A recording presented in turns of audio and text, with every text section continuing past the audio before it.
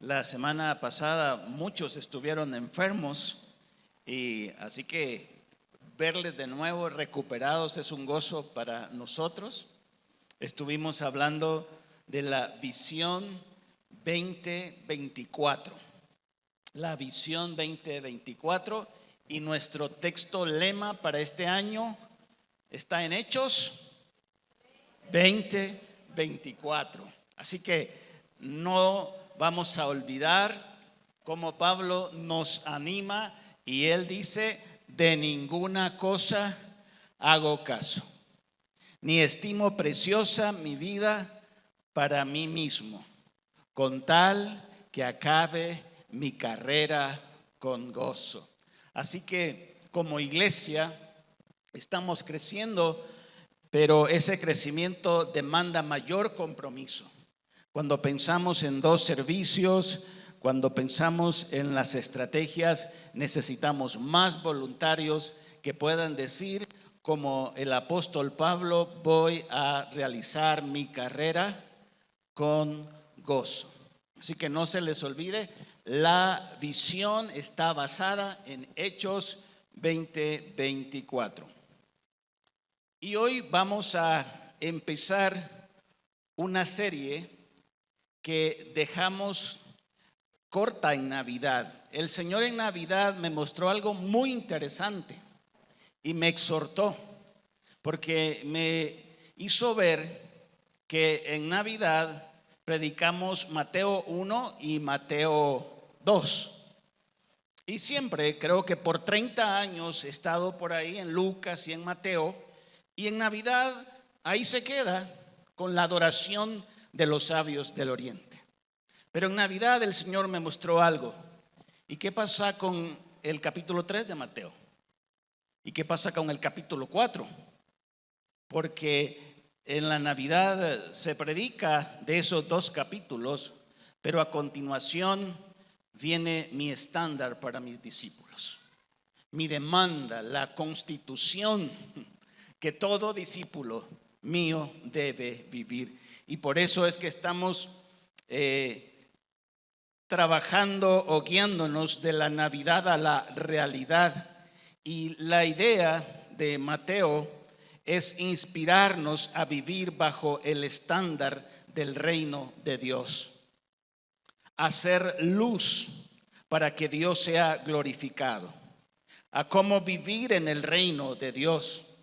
Recuerden este pasaje, me quedaría con Mateo 5:16, cuando dice la palabra: de la misma manera dejen que sus buenas acciones brillen a la vista de todos, para que todos alaben a su Padre Celestial. Esto es brillar. El Señor espera en este 2024 que tus acciones brillen de tal manera que las personas te identifiquen como un discípulo auténtico de Cristo. Y de esa manera Él va a ser glorificado. Así que qué gran reto. Sus acciones demuestren que sos un discípulo auténtico. Mateo 5:16. Inspirarnos a vivir bajo el estándar del reino de Dios. Este es el tema favorito de Mateo, porque está presentando a Jesús como el Rey, como el Mesías. Su audiencia son judíos, pero obviamente tiene aplicación para nosotros hoy en día. Así que listos para lo que vamos a estar aprendiendo en estos domingos de cómo vivir bajo el estándar del Señor. Y hoy vamos a ir al capítulo 3 de Mateo, porque también Él nos va a animar a través del modelo de Juan a volvernos a Dios, a vivir un estilo de vida diferente que impacte nuestro entorno, a reconocer la necesidad de cambios en nuestra vida. Pueden ir buscando Mateo capítulo 3, más adelante vamos a leerlo. De eso se trata. ¿Qué es volvernos a Dios? ¿Qué es reconocer que voy por mal camino y que debo tomar el camino correcto. Eso es lo que vamos a estar viendo. Un estilo de vida diferente que agrada al Señor, que impacta a los que están a nuestro alrededor. Esto tiene que ver entonces con reconocer cambios en nuestra vida. Quiero hacer dos preguntas en este proceso de introducción de Mateo capítulo 3. La primera pregunta es: ¿cómo te acercas a Dios? ¿Cómo es que tú te acercas a Dios? En Lucas capítulo 18, la palabra nos muestra que un personaje religioso se acercó a Dios según él, porque de hecho ni estaba orando, porque dice la palabra que estaba hablando consigo mismo. Dice que se acerca a Dios según él, pero estaba hablando consigo mismo, y lo que fue a hacer es a compararse con otros y a ver que él estaba mejor que los demás, y empezó a decir: te doy gracias porque no soy como mis nietos. Ya lo estoy aplicando. Te doy gracias porque no soy como mi cónyuge, pecador. Te doy gracias porque no soy como mi vecino, pecador. Así se acercó al Señor. Se acercó con orgullo, porque estaba reconociendo, viéndose a sí mismo como: no tengo necesidad de Dios porque estoy bien. Y muchas veces nos acercamos a Dios de esa manera. Y en esa historia de Lucas 18 pone la contraparte, porque un publicano, un pecador, un cobrador de impuestos se acerca a Dios a pedir perdón. Y esa es la idea de esta mañana: que tu corazón sea sensible a reconocer que sos un pecador. Todos los que estamos aquí somos pecadores, así que yo les puedo decir con completa libertad: buenos días, pecadores. La idea en la Biblia es de cada día pequemos menos. Por eso la pregunta es: ¿te acercas a Dios en humildad, como se acercó ese segundo personaje en la historia? Y la segunda pregunta es: ¿qué espera Dios de ti? ¿Qué espera Dios? Miqueas 6:8, ¿qué dice? ¿Qué es lo que espera? Que seas humilde. Que seas humilde. Eso es lo que el Señor espera de ti, que seas humilde. Por eso es que yo quiero orar para que hoy empecemos a acercarnos a Dios sin orgullo y a ser humildes. Así que prepara tu corazón y ora conmigo. Padre, aquí estamos delante de ti, delante de tu palabra. Quiero, dile ahí, pedirte con todo mi corazón que mi corazón sea sensible a lo que me digas hoy. Dile allí: no voy a escuchar la voz del pastor, voy a escuchar tu voz a través del pastor. Y quiero reconocer mi necesidad de ti. Quiero ser un pobre en espíritu. Quiero salir de este lugar como ese publicano, humillándome delante de ti, golpeando mi rostro o mi pecho en señal de arrepentimiento, diciéndote: perdóname, Señor, perdóname, Padre. En el nombre de Jesús, amén. Estos mensajes incomodan, pero qué bueno es salir incómodo de la presencia del Señor. La Biblia dice: bienaventurados los pobres en espíritu. ¿Qué quiere decir eso? Bienaventurados aquellos que reconocen que Dios puede darles perdón, que tienen una necesidad profunda del perdón. Y hay dos cosas puntuales en esta serie y en el día de hoy que tienen que ver con el modelo de Juan que vamos a ver más adelante, y es que Juan vivió para glorificar a Dios. Y esta es una pregunta que te animo a que estés haciéndola durante todo este año. ¿Mis acciones están glorificando a Dios? ¿Están honrando al Señor? Como Juan diría, es necesario que Él crezca y que yo mengue. Cualquier actividad, sea que comas, sea que bebas, hacerlo todo para la gloria de Dios. El día de ayer, cuando nos llamaron a almorzar, había atún, ¿verdad? Y era un plato tan especial, no sé ni cómo llamarle, parecía ceviche, pero una combinación de todo. Y cuando yo vi el atún, lo primero que vino a mi mente es, pero si ayer comí atún y hoy voy a comer atún otra vez, preparado de diferente, no me estoy quejando, ¿verdad? Solo estoy viendo ese detalle de glorificar a Dios en lo que comas, en lo que bebes, en lo que dices, darle gracias a Dios. Y déjenme decirles que esto es uno de los mejores platos que he comido, en medio de ese calor, esa frescura del atún, de la ensalada, del maíz. Y yo pensé, Señor, realmente que cómo nos juega la mente ese espacio para no ser agradecidos. Así que sea que comas atún 2 días seguidos, glorifica al Señor por eso, porque tienes atún, ¿verdad? Aún en el tráfico, es que este tráfico sí, ¿sabes por qué? Porque tienes carro y vas ahí, dale gracias a Dios que tienes carro y por eso es que vas en el tráfico. Pero esa es la primera pregunta, es vivo para glorificar a Dios. Y la segunda tiene que ver con estoy cumpliendo su propósito. Sabes, este año todavía no he trabajado en mis metas.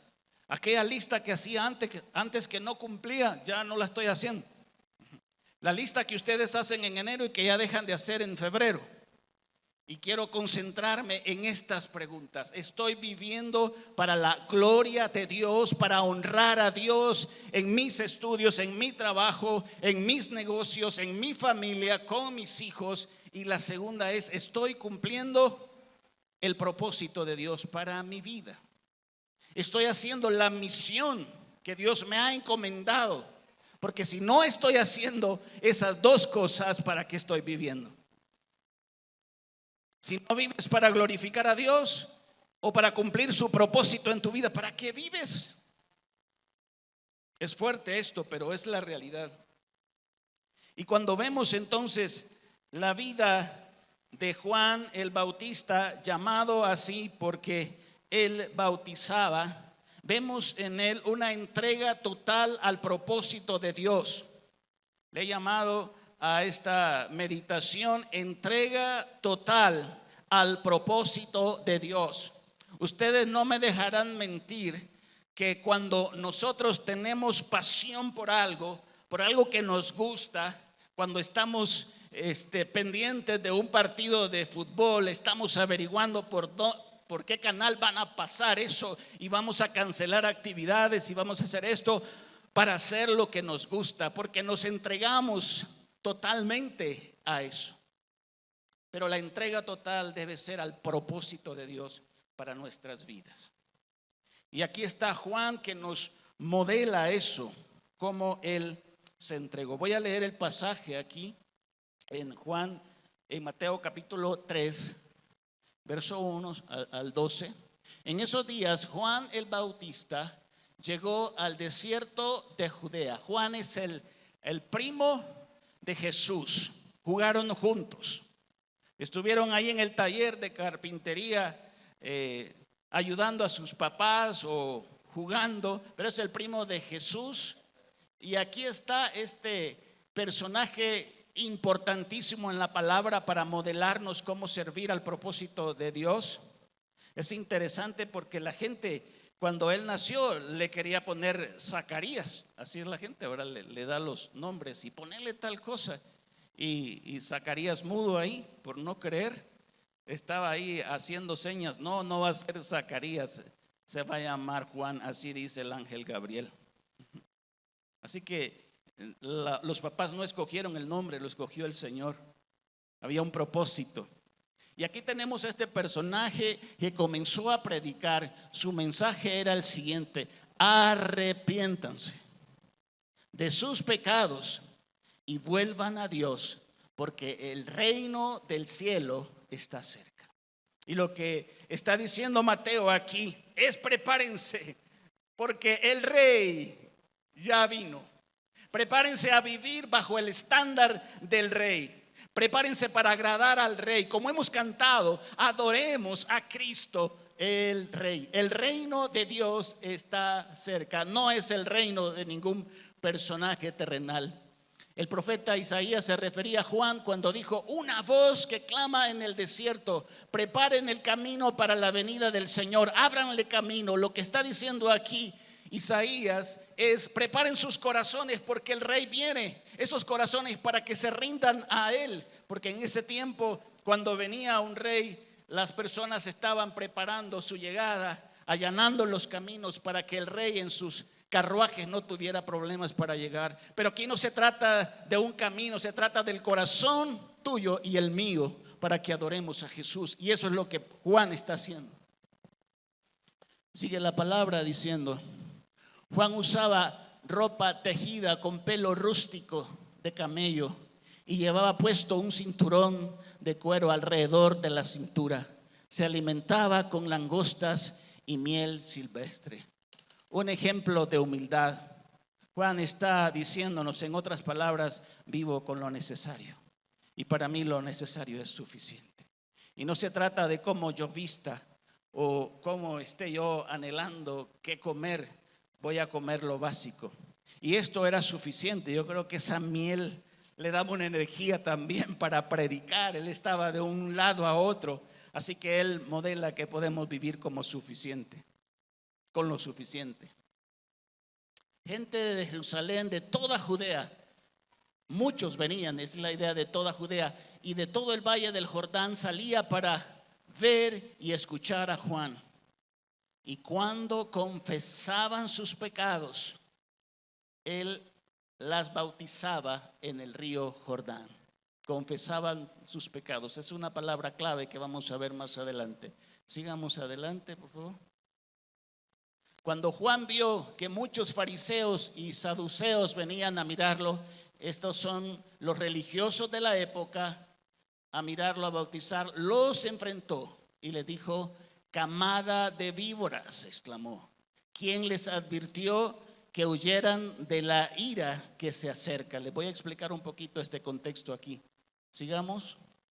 Demuestren con su forma de vivir que se han arrepentido de sus pecados y se han vuelto a Dios. No nos movamos de ese texto. Ese es el reto para esta mañana, también para nosotros. Que tú demuestres con tu manera de vivir que te has vuelto a Dios de tus malos caminos.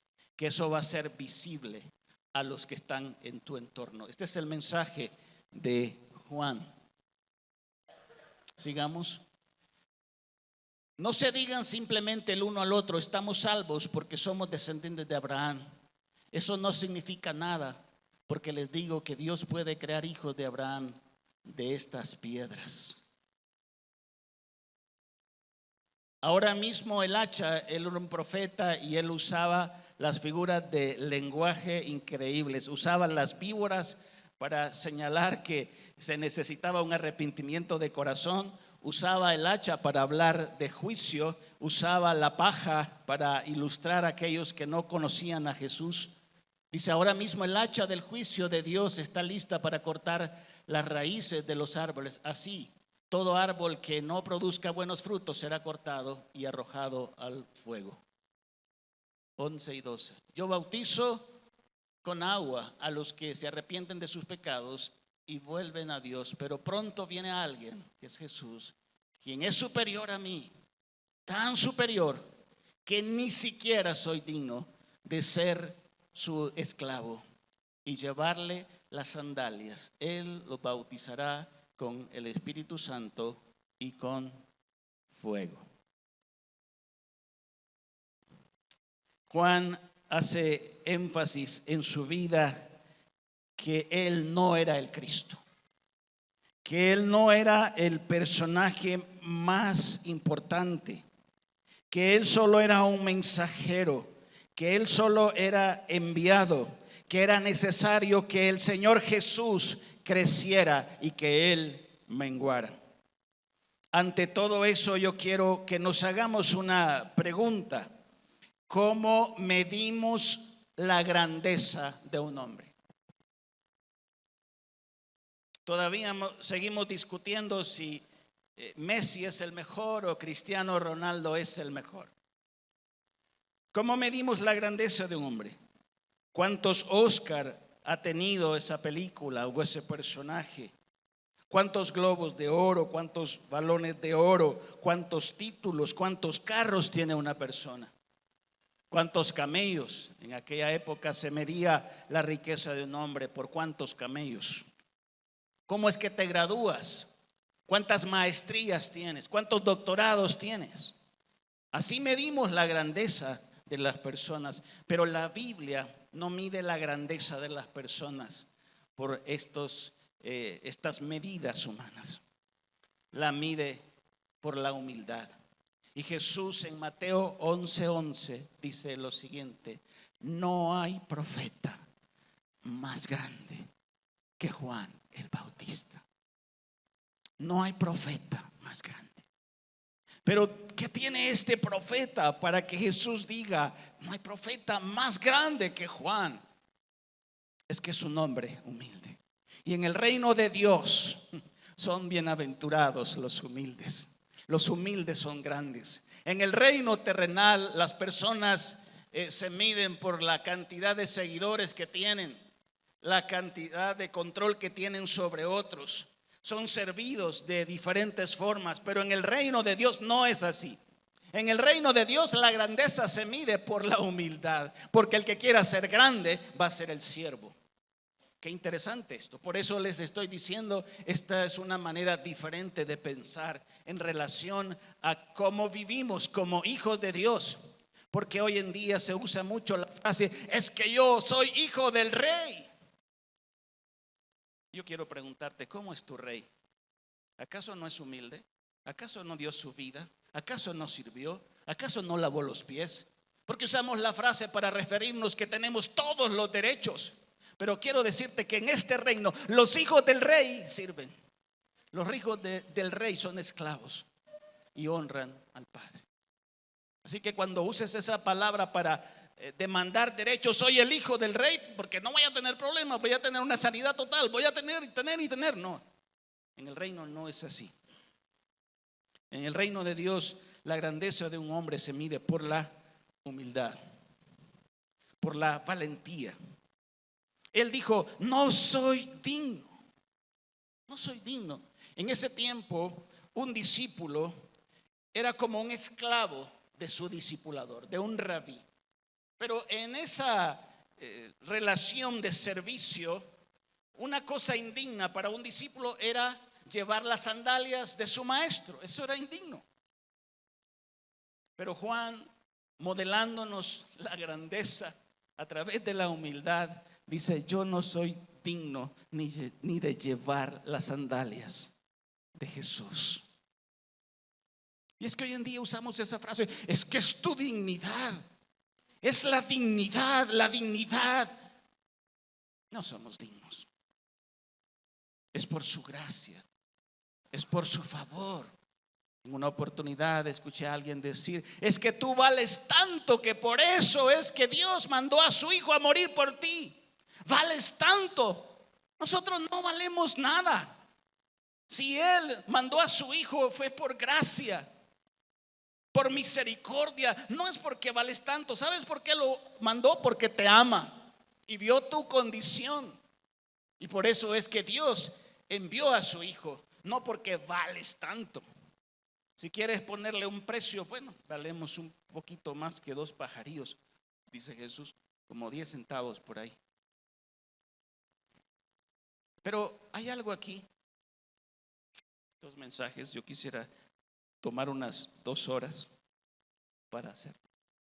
Saben que mi primer mensaje duró 2 minutos y me habían dicho, tienes que predicar 2 horas y duró 2 minutos. Y ahora que quisiera unos minutos, quiero predicar 2 horas. Pero bueno, quiero irme al mensaje central, su misión en esta tierra. Porque este mensaje de Juan está conectado con el arrepentimiento. Y esa es la palabra clave en el capítulo 3. Volverse a Dios. Cuando les habla de víboras, es porque ellos estaban estos religiosos pensando, no necesitamos el perdón de Dios si somos hijos de Dios, hijos de Abraham. ¿Por qué es que vamos a necesitar el perdón de Dios? Por eso que se bautizan los gentiles, porque esa práctica sí estaba. Cuando una persona quería abrigar la fe judía, se bautizaba y estaba diciendo ahora que había sido perdonado y que pertenecía al pueblo de Israel religiosamente. Pero ellos decían, no, si somos descendientes de Abraham, no necesitamos el perdón de Dios. Y por eso es que les dice camada de víboras, como les está diciendo. A veces se escucha tan fuerte y lo es, pero lo que le está diciendo, ustedes pertenecen a la generación ¿de quién? De Satanás. La verdad que sin el perdón de Dios son hijos de Satanás. Y Jesús también lo afirmó. Pero es fuerte, pero al final es lo que ellos necesitan. Y Él les dice, hagan frutos dignos de arrepentimiento. En el hebreo es volverse atrás de un camino equivocado donde puedes perder la vida. Eso es arrepentirse. Yo voy para acá, pero de repente entiendo que este camino está equivocado y que estoy en peligro de perder la vida y me vuelvo por el camino correcto. Y eso es arrepentirse. Me llama la atención cómo Proverbios 28:13 lo resume en todo su esplendor. Dice que el que confiesa su pecado y se aparta va a obtener perdón, pero el que lo oculta no va a encontrar el perdón. Y ese Proverbios 28:13, no sé si se lo dije que lo pusieran, pero resume las palabras, encubrir. Dice que el que encubre su pecado no prosperará, pero el que los confiesa y lo abandona obtendrá el perdón de Dios. Si ustedes quieren recordar este mensaje, Proverbios 28:13 lo resume. Habla de las palabras encubrir, no prosperar, confesar, abandonar, tener perdón. Pero planteando esto un poquito más específico y más puntual, quiero hablar de los indicadores de un arrepentimiento genuino. ¿Qué significa esa palabra en el diario vivir? ¿Qué significa esa palabra cuando yo me acerco a Dios? Cuando hablo con Dios. Y lo que vemos aquí es que cuando hay un arrepentimiento genuino, hay confesión sin justificación. Y en el verso 6 dice que toda Judea y toda esa región estaba viniendo ¿para qué? Para confesar sus pecados. Y lo que nos está diciendo el texto ahí en Mateo 3 es que están acercándose a Dios. Están escuchando la palabra de Dios, pero están reconociendo que son pecadores y que necesitan el perdón de Dios. No vienen a justificarse como Abraham, como Adán, ¿verdad? ¿Qué fue lo que dijo Adán? La mujer que me diste, ¿verdad? O sea, ¿sabes qué, Dios? ¿Qué tenemos que arreglar aquí? Si quien tiene la culpa es la mujer que tú me diste, de la cual tú también sos responsable, porque ¿para qué me la diste? Eso es entonces, cuando hay una confesión, no debe haber justificación. Y ellos vienen a confesar sus pecados. Y aquí la lista pues es general, no sé.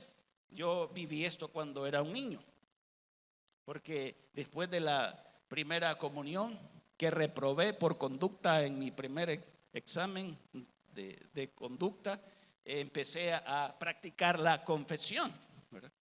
Pero wow, yo me sentía bien porque pecaba, iba a confesar mis pecados y era tan fácil, ¿verdad? 3 Ave Marías y un Padre Nuestro. Y ahí continuaba con mi rutina, porque el que peca y reza empata. Pero eso es, ¿cómo es que te acercas a Dios? Debemos confesar nuestros pecados desde nuestro corazón, sin justificarnos, sin ver quién está a nuestro alrededor o quién es culpable. Pero también hay un detalle aquí. Hay un cambio bíblico duradero. Es un estilo de vida nueva, es una forma de vivir diferente. Hay un antes y un después en mi vida cristiana. Escucha esto, hay un antes y un después en tu vida cristiana. Y esto es lo que llamamos frutos dignos de arrepentimiento. Son acciones diferentes. Cuando a ti te llamen para dar tu testimonio, tú empiezas diciendo cómo era tu vida antes, ¿no es así? Yo puedo decirles mi vida antes de 1 año a 15 años, a 16. Y puedo resumir cómo era mi vida. Cómo fue mi encuentro con Cristo a los 16. Pero de ahí viene el siguiente paso. ¿Cómo es mi vida después de un encuentro personal con Cristo? ¿Qué cambios han habido? ¿Cómo puedes tú decir que eres cristiano si sigues practicando las mismas cosas que hacías antes de conocer a Cristo? Pablo dice, ¿por qué mejor no te examinas a ti mismo para ver si estás en la fe? Porque puede ser que estés engañado. Como pasó con los fariseos. Aquí venimos, pero no necesitamos a Dios. Estamos bien con Dios. Por eso bienaventurados los pobres en espíritu, porque de ellos es el reino de Dios. Los que reconocen su necesidad de Dios. Por eso el rey nos dice, oísteis que fue dicho, pero yo les digo. Oísteis que fue dicho, no cometerás adulterio. Sí, pero voy a poner el estándar un poquito más alto, dice el rey. Cualquiera que ve a una mujer para codiciarla, ya adulteró con ella en su corazón. En pocas palabras, cualquiera de ustedes que ve pornografía está adulterando en su corazón. Y lo dice la palabra de Dios. En el antes, pues como hijos del diablo, que es fuerte la palabra, pero ustedes pueden ver que está en la palabra de Dios, pues esa era la manera de vivir, viendo lo que se te antojaba. Pero ahora en Cristo tu nueva vida es diferente. Por eso les estamos hablando en el Señor de glorificar a Dios. Cuando tú tomas ese celular y empiezas a ver lo que en él está, la pregunta es, ¿esto está glorificando al Señor? Y cuando tú renuncias a esto, estos cambios están mostrando y estando evidencia de una conversión genuina. Cuando tú dices, es que yo antes de conocer a Cristo era de mecha corta, pero sigues siendo de mecha corta. O sea, ¿qué diferencia hay? Y Jesús dice, ¿saben una cosa? Sí, es cierto, no matarás, pero se la voy a poner un poquito más difícil. Cualquiera que llame estúpido a su hermano ya está matándolo con sus palabras. ¿Están viendo que el rey nos pone el estándar alto? No vas a vivir como tú quieres, es como Jesús dice que vivamos. El insulto, las malas palabras. Hoy está tan de moda hablar mal, pero aún de eso vas a dar cuenta en el día del juicio. Entonces, cuando hablamos del arrepentimiento, es que se vea, pues, en buen chapín, que se vea, pues, porque no podemos llamarnos cristianos y seguir viviendo como vivíamos antes. Las personas van a ver que cada vez que abrimos nuestra boca es para edificar, es para bendecir. Las personas van a ver que somos íntegros, que somos honrados. El que robaba, que no robe más. Al contrario, que trabaje y que comparta con otros. Concluyendo, no pertenecemos al reino de Dios por nacer en un hogar cristiano, porque así decimos jóvenes o niños que están acá. No pertenecemos al reino porque nacimos en un hogar cristiano. Pertenecemos al reino porque reconocemos a Jesús como nuestro Salvador.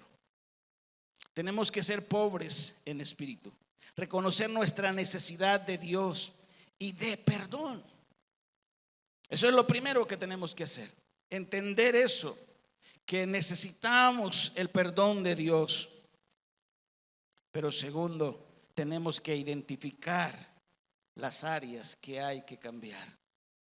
El área a cambiar, no en lo general, porque yo cuando estaba leyendo Mateo 3 dice, el pueblo venía para confesar sus pecados. Yo quiero preguntarte y me pregunto, ¿qué pecado tengo que confesar yo? ¿Dónde está aquello que estoy haciendo que Dios desaprueba? ¿Cuál pecado? Y a veces puedes decir, es que no sé. Mira, Dios nos ha dejado en su palabra listas. ¿Quieres una lista? Ahí está Efesios 4. ¿Quieres otra lista? Ahí está Colosenses, capítulo 3 creo que es. ¿Quieres otra lista? Ahí está Romanos. Así que no es que no sé que estoy mal o que estoy bien, que no me estoy haciendo loco, es otra cosa. Pero la Biblia nos dice, hasta nos la pone clara en el despojar y el de revestir. El que robaba no robe más, sino trabaje y comparte. El que decía malas palabras ahora use palabras que edifiquen. Y así nos lleva. Aquel que tiene amargura, quítese esa amargura y bendiga. Porque lo que tiene que hacer es perdonar. Tiene que otorgar misericordia, tiene que bendecir. Así que ahí te dejo la tarea de ir a esas listas y verte a la luz del estándar de Dios, que es lo que tienes que confesar, sin justificarte. Sin justificarte. Eso hay que tomar una decisión. ¿Y saben qué es esperanzador? Que se logra en el poder del Espíritu Santo. Y qué hermoso es decir, mas el fruto del Espíritu es amor. Y te aseguro que el 90% de los que estamos acá lo sabemos, ¿no es así? Digamos, mas el fruto del Espíritu es amor, gozo, paz, paciencia, benignidad, bondad, fe, mansedumbre, templanza. Ahora, ¿cómo se ve eso en tu relación de pareja? ¿Cómo se ve eso en relación de padres e hijos? ¿Cómo se ve eso de relación entre tú y tu vecino y tu compañero de trabajo? ¿Cómo se ve eso? ¿Sabes qué es eso? Vivir en el Espíritu y bajo el poder del Espíritu es brillar para que las personas vean que tú eres diferente y que Dios va a ser glorificado por tu manera de vivir. Pero una cosa, hermanos, es conocer el pasaje de Gálatas y otra cosa es vivir el pasaje de Gálatas en nuestro diario vivir.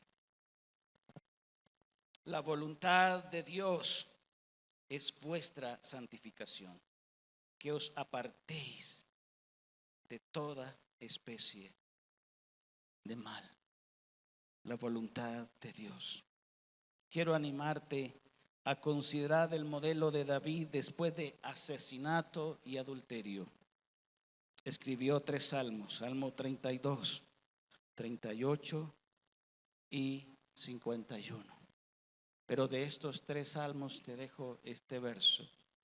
Bienaventurado aquel a quien Dios perdona sus pecados y no lo culpa de iniquidad. Pero eso se logró a través de la confesión, porque él va con Dios y le dice, tu pecado, mi pecado te declararé delante de ti. Vengo sin justificarme, vengo sin excusas. No vengo a decirte, es que es la presión de grupo, es que todos lo hacen así. Vengo a reconocer mi pecado, porque quiero glorificarte, quiero honrarte. Mis amados hermanos, somos hijos de luz y hagamos brillar la luz delante de los hombres para que glorifiquen al Padre. Esta es nuestra visión de vida, glorificar al Padre en lo que hacemos. Y esto tiene que ver también con ese proceso de reconocer mi pecado delante del Señor. Ponte de pie, vamos a orar.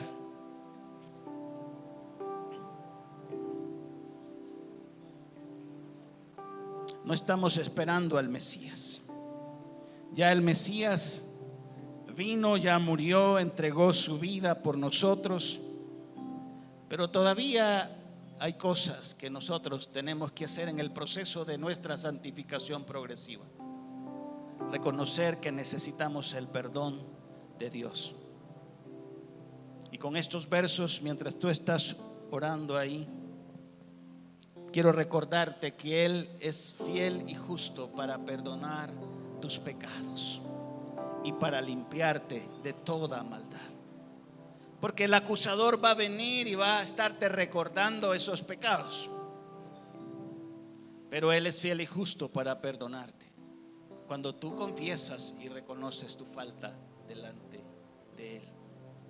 No hay más condenación para ti. Cuando tú ves el pecado de David, adulterio y asesinato, él fue libre. Le pedía el gozo al Señor: restáurame el gozo de la salvación. Quiero estar en paz contigo, estar contento en mi relación contigo. Identifique esa área que tienes que rendir al Señor, empezando con la falta de gratitud a Él por lo que Él ha hecho en tu vida. Tú sabes dónde estás. Si son esas palabras que le desagradan a Él, palabras corrompidas, dice Efesios, palabras que no edifican. Tal vez es el orgullo allí en el hogar, donde te crees superior a tu cónyuge, a tus hijos, y se te ha olvidado que tienes que ser humilde y ver a los demás como superiores a ti mismo. No sé, tal vez estás tomando cosas que no son tuyas, que no te pertenecen, y eso se llama robar, y hay que abandonar eso. No sé si es falta de perdón, amargura que tienes en tu corazón. No has perdonado y eso te consume, te drena constantemente. No sé si es pornografía. Estás viendo cosas que desagradan a Dios. Cada uno de nosotros. Ven a Él y dile esta mañana: perdóname, Señor, soy pecador. Vengo ante ti humillado, como venían estas personas con Juan el Bautista a confesar sus pecados. Vengo a reconocer mi debilidad y a decirte que sí puedo cambiar a través del poder del Espíritu Santo. Yo quiero ser luz en mi entorno y abandono esas prácticas, Señor, que a ti se desagradan. Aquí estoy, Señor, en una nación que tiene miles y miles de llamados cristianos, pero yo quiero ser de los auténticos, aquellos que dejan su luz brillar para que tu nombre sea glorificado. En los detalles pequeños, Señor, en la rutina diaria, en lo que como, en lo que bebo, porque todo lo que hacemos, sea que comamos o bebamos, debemos hacerlo para tu gloria. Señor, hoy me has hablado al corazón y me has recordado que tengo un propósito, que es anunciar de Cristo como Juan. Un mensaje que a veces incomoda, pero que tengo que hacerlo por amor a aquellos que no te conocen. Dios, gracias. Gracias por ese privilegio que me das de caminar contigo, de saber que estás a mi lado y que me ayudas, y que si caigo me levanto, Señor, para honrarte y continuar mi carrera con gozo. Quiero decirte, como el apóstol también: de ninguna cosa hago caso, ni estimo preciosa mi vida para mí mismo, con tal que acabe esa carrera, Dios. Gracias, gracias. En el nombre de Jesús. Amén.